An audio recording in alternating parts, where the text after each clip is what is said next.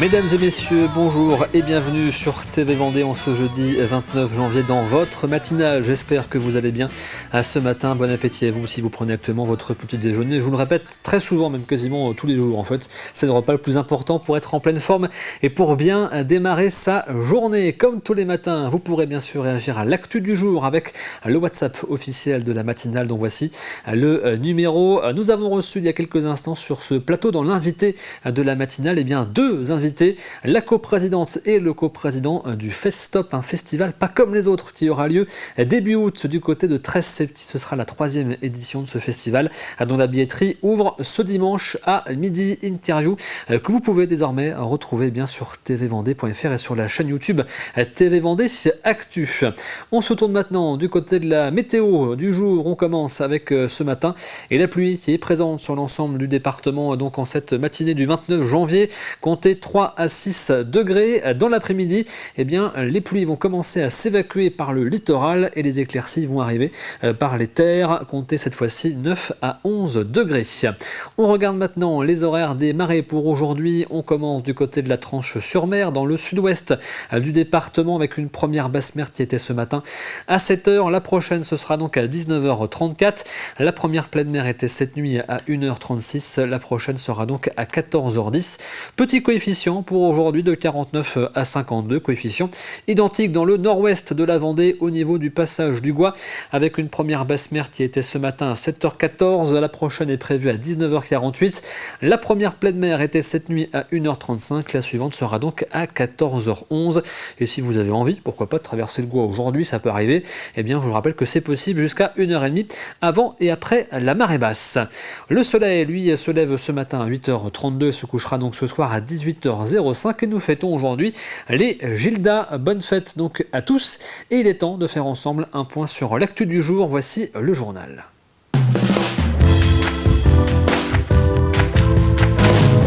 C'est une décision historique. Pour la première fois depuis plus de 120 ans, il n'y aura aucun bovin au Salon international de l'agriculture à Paris.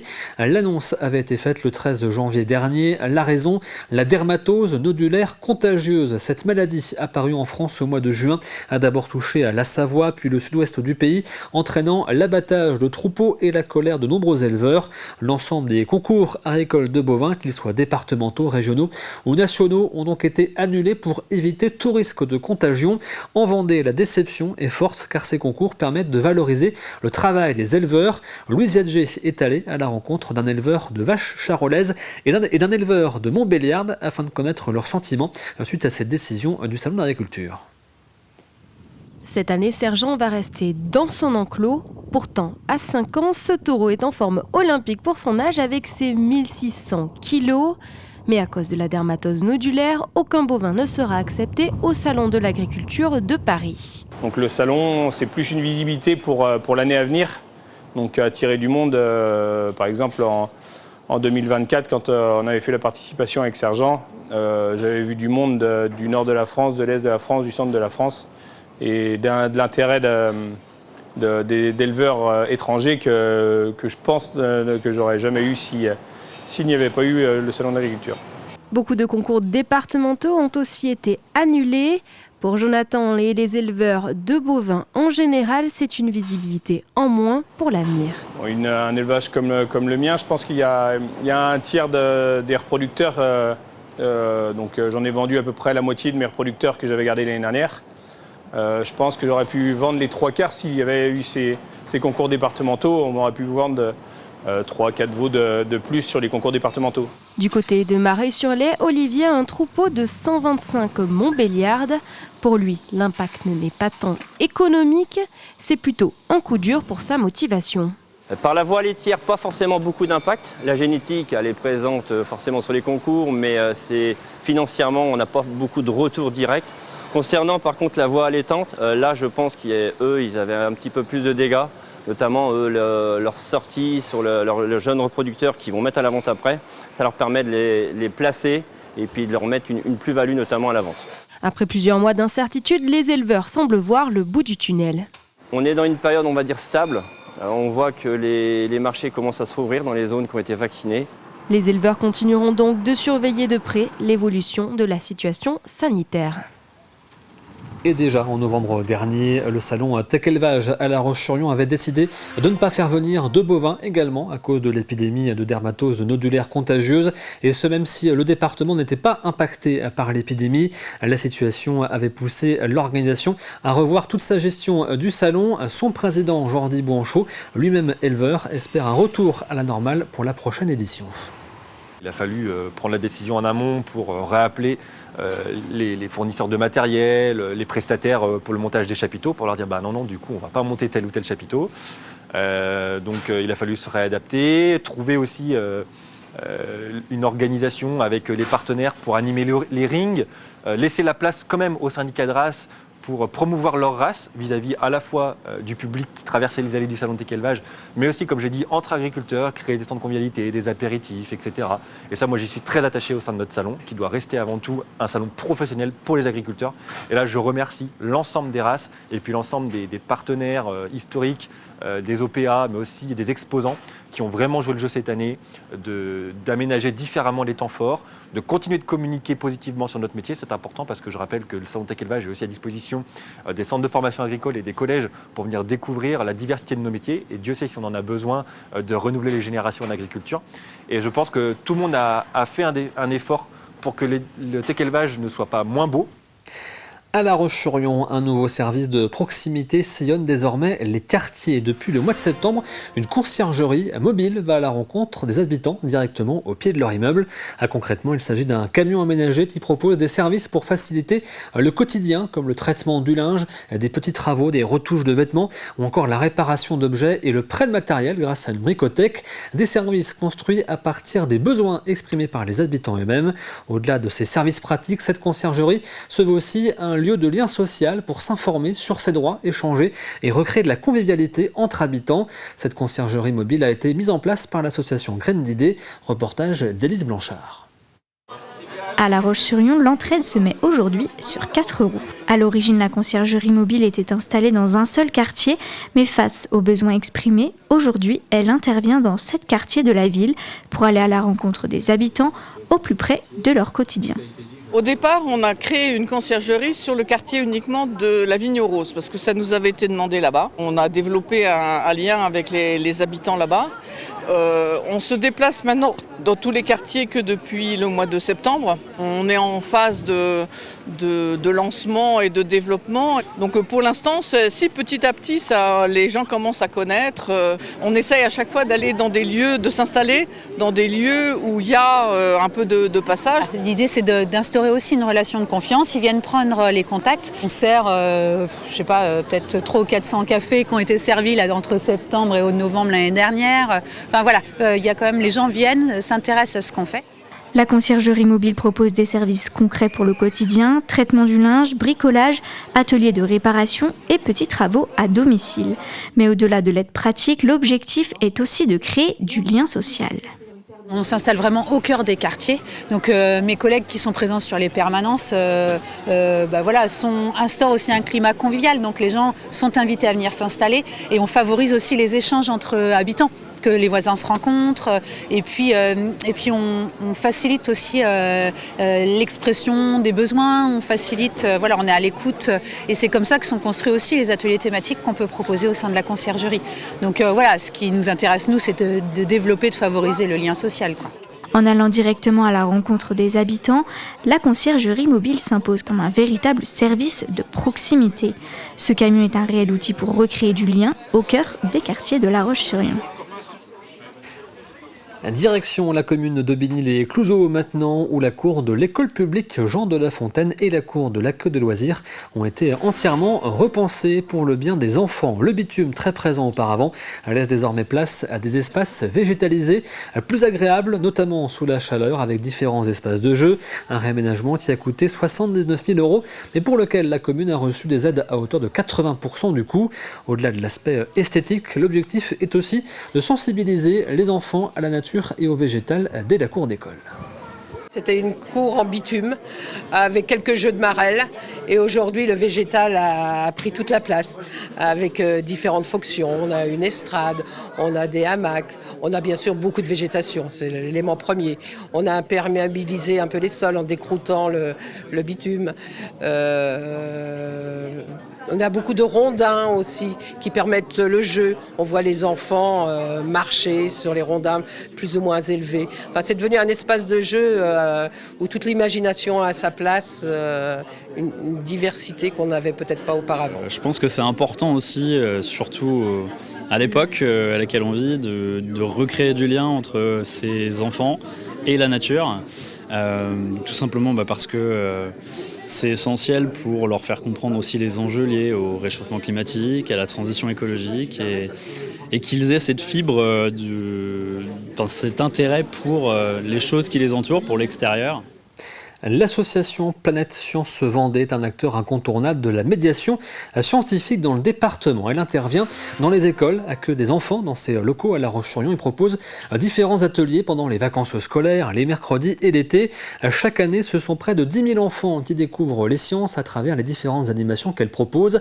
Et l'association s'est donné un objectif, lutter contre les inégalités entre filles et garçons dans l'accès aux sciences et aux métiers scientifiques. C'est dans ce cadre qu'elle organisera pour la première fois un événement important baptisé Girls in Science le 11 février. Toute l'après-midi, des professionnels du monde scientifique viendront présenter leur métier et leur parcours. Un événement gratuit que nous présente Louise Viadger. Je viens du coup remplir de l'eau jusqu'à 10 millilitres. Se glisser dans la peau d'un chimiste, ce n'est pas si facile. Il faut mélanger, ajouter, dissoudre des produits. Mais ces enfants expérimentent les sciences avec le sourire. J'aime bien faire des trucs, même si tu te rates, tu peux recommencer et au moins t'apprends. J'aime bien toucher, faire des expériences. Ces scientifiques en herbe ont commencé un cycle de chimie depuis le début de l'année. Chaque mercredi, ils sont accompagnés de ces animateurs de l'association Planète Sciences Vendée. Dès la semaine prochaine, on va aller regarder un petit peu plus la chimie du sucre qui vont nous permettre de savoir comment est-ce qu'on peut fabriquer des bonbons. L'objectif, c'est de repartir à la dernière séance avec son sachet de bonbons qu'on aura soi-même fabriqué. Ces ateliers ont confirmé la vocation d'Alice qui veut être paléontologue. Et c'est tout le sens de l'association qui fait de la lutte contre les inégalités entre les filles et les garçons une priorité. Par exemple, 17% des bachelières poursuivant des études optent pour des disciplines scientifiques contre 44% des garçons. Mais avant les études supérieures, il faut d'abord choisir sa spécialité en première. Les filles choisissaient déjà moins les sciences avant qu'il y ait ces spécialités-là, mais maintenant elles s'en excluent beaucoup plus tôt et elles se mettent beaucoup plus sur des disciplines qu'elles pensent accessibles, à la limite SVT.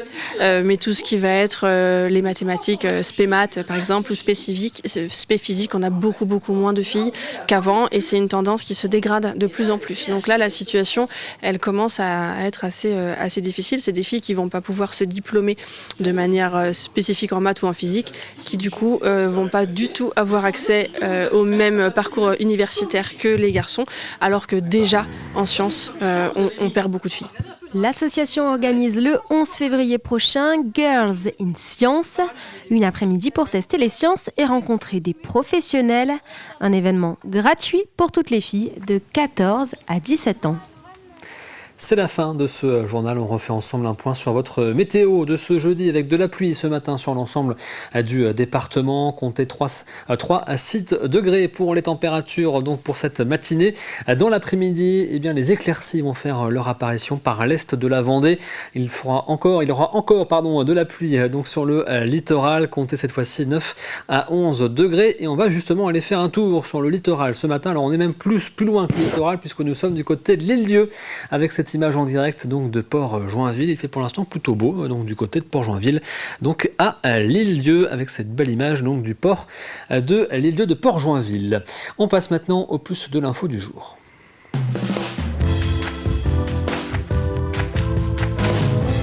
Et nous revenons dans le plus de l'info sur la journée d'éducation financière organisée par la Banque de France dans les collèges de Vendée. Objectif, sensibiliser les collégiens à la gestion de leur budget et leur expliquer tous les outils qui peuvent exister et également leur présenter les arnaques possibles. Une opération menée donc par les agents de la Banque de France.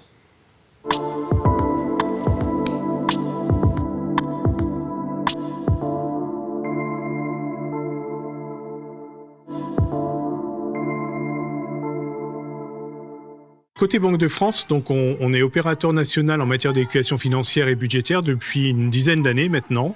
Et on intervient auprès de différents publics, que ce soit des jeunes, des intervenants sociaux. Et là, on intervient dans le cadre de ce qu'on appelle le passeport EducFi. Donc on va sensibiliser les jeunes à tout ce qui est éducation financière et budgétaire. C'est important d'en parler relativement tôt pour sensibiliser les jeunes à ce qu'est l'argent, pour qu'à un moment donné, quand ils ont leur premier salaire ou leur premier pécule, ils puissent savoir comment le gérer en fait. La plupart des lacunes, c'est que c'est une méconnaissance de la valeur de l'argent derrière et de penser que l'argent, c'est quelque chose qui est facile à obtenir derrière. Donc, il faut les sensibiliser à la façon de le gérer, en fait, et de se dire, finalement, quand j'ai une dépense, elle peut peut-être être étalée dans le temps et ne pas toujours succomber aux besoins de la consommation en voulant dépenser tout free à tout va sans avoir contrôlé ses comptes en amont. C'est aussi l'occasion de parler d'épargne et de les sensibiliser au fait qu'il n'y a pas de petits montants en épargne. On peut effectivement épargner très très peu, 5 à 10 euros par mois, et ça permet au fil du temps de se constituer une petite somme d'épargne et qui va être utile pour un moment donné, quand il y a un besoin, un matériel qui est défectueux, on pourra changer une machine à laver si on a mis l'argent de côté. 5 ateliers exactement, un atelier sur les arnaques financières, un atelier sur le crédit voiture, comment fonctionne un prêt, un atelier pour comprendre le fonctionnement économique du collège, un atelier sur la gestion du budget et puis l'atelier qu'on est en train de faire ici, épargner, assurer, contribuer. On leur parle de tout un tas de vocabulaire qui peuvent nous paraître simples. Je pense aux mots mensualité ou des mots qu'ils ont entendus. Ils ont entendu parler de salaire net, salaire brut, mais ils savent pas du tout ce que c'est. Mais ne serait-ce que dans l'esprit, ils ont aucune idée de ce que c'est en fait. Donc oui, c'est hyper intéressant d'expliquer quelques mots qui nous semblent pour nous ordinaires.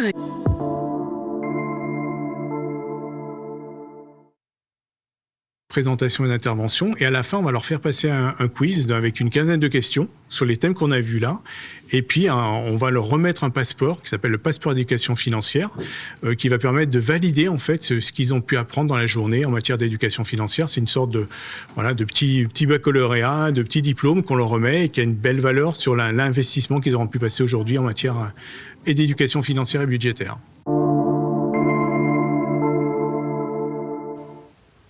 Et vous retrouvez l'ensemble des plus de l'info sur tvvendée.fr. Comme tous les jeudis, on prend maintenant ensemble un petit café associatif.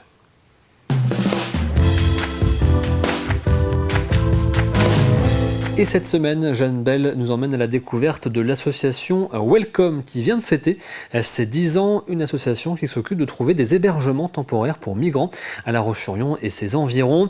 Et d'ailleurs, ils sont à la recherche d'hébergeurs. Vous pouvez, si vous souhaitez, prendre contact avec eux directement au pôle associatif de La Roche-sur-Yon. Ils accompagnent à la fois des personnes majeures, mais aussi mineures, avec ou sans enfants. Et si leur mission est centrée sur la question du logement, ils sont également présents pour répondre aux besoins sur les questions d'alimentation, de scolarité ou encore de santé. Bonjour et bienvenue dans cette nouvelle chronique Asso.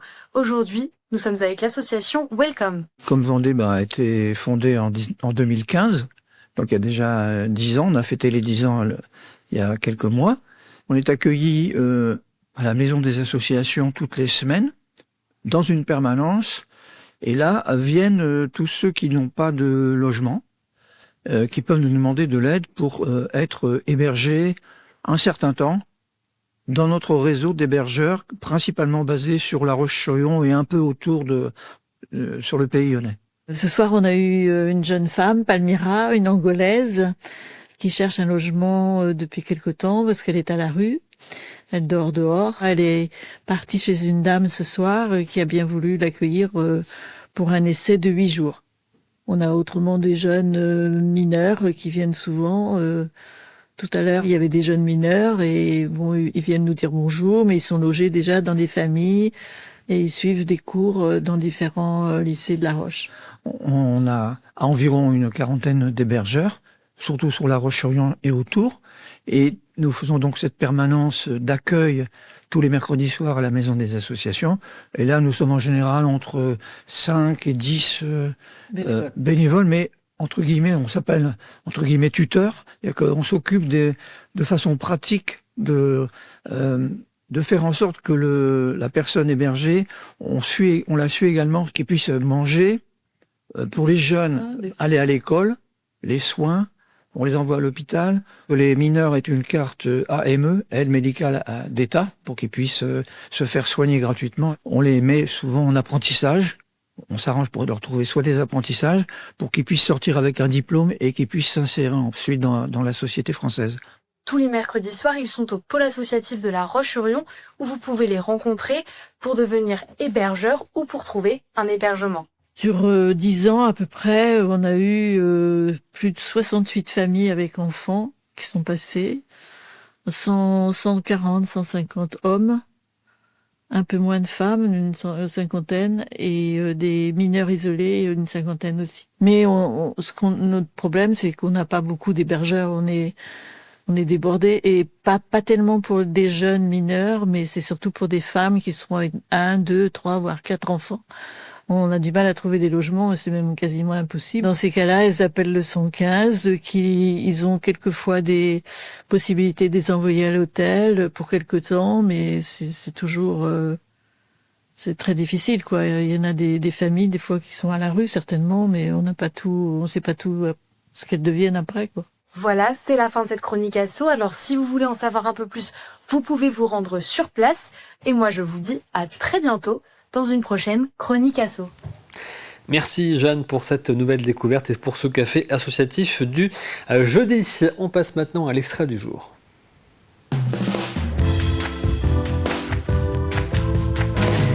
Et l'extrait ce matin, c'est Vivez la Vendée. Aujourd'hui, Anaïs Escalona part en immersion aux côtés de Vincent Baudouin. C'est le président de l'association Carude Opélia, association qui accompagne les consommateurs de drogue et qui a une vraie mission de santé publique. Regardez.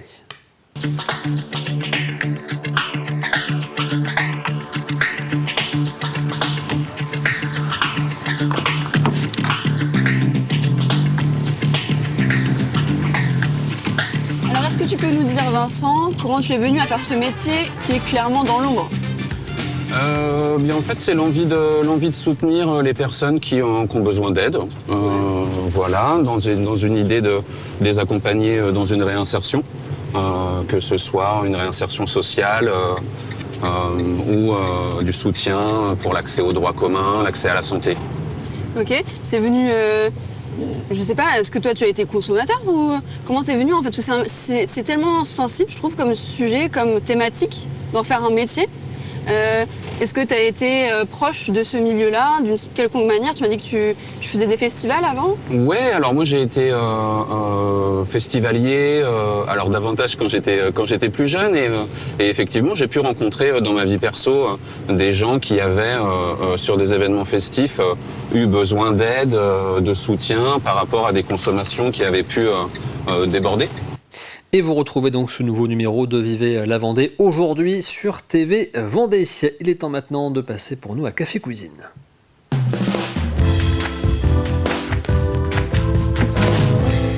Et à gagner cette semaine dans Café Cuisine, je vous le rappelle, c'est ce coffret offert par les cuisines Bultop à La Roche-sur-Yon. Je vous ouvre bien sûr le coffret pour vous montrer ce que l'on retrouve à l'intérieur donc cette semaine. Et si vous voulez repartir avec le gagné, il faut trouver la réponse à la question que voici. Nous cherchons donc cette semaine le nom de ce pianiste qui a joué le 15 janvier dernier à la chapelle du Bois-Tissando aux Herbiers dans le cadre du festival Ma Région Virtuose. Je vous rappelle les indices depuis lundi matin. Indice donc de lundi, ce musicien est originaire de l'ouest de la France et il a fait ses études musicales à Paris. Indice de mardi, il n'est pas seulement pianiste, il a également composé pour le cinéma, notamment pour des films d'Arnaud Desplechin. Indice donné hier, mercredi, son univers musical mêle jazz, improvisation et émotion. Il se produit à la fois en solo mais aussi parfois en trio et vous voyez d'ailleurs il joue aussi pieds nus. Et voici l'indice donc d'aujourd'hui, il est reconnu pour ses concerts intimistes souvent donnés dans des lieux patrimoniaux Doubs, ce concert bien sûr à la chapelle du Bois-Tissando, donc aux Herbiers le 15 janvier dernier à l'occasion du festival Ma Région Virtuose. Vous avez bien sûr jusqu'à demain midi pour tenter votre chance. Vous connaissez désormais bien le fonctionnement de Café Cuisine. Rendez-vous sur tvvendée.fr, rubrique le jeu de la matinale. Vous y retrouvez bien sûr la question et l'ensemble des indices jour après jour. Et donc vous avez jusqu'à midi pour donner votre réponse. Tirage au sort parmi les bonnes réponses demain après-midi. Et c'est Florian Wozniak qui vous donnera le nom du gagnant lundi matin la semaine prochaine, puisque vous le retrouverez durant l'ensemble du mois de février pour la matinale, et à gagner donc ce coffret offert par les cuisines Bulltop à La Roche-sur-Yon, coffret que je referme désormais et que je garde précieusement jusqu'à lundi matin la semaine prochaine. Merci à vous d'avoir suivi donc cette matinale, puisque c'est la fin de cette matinale du 29 janvier.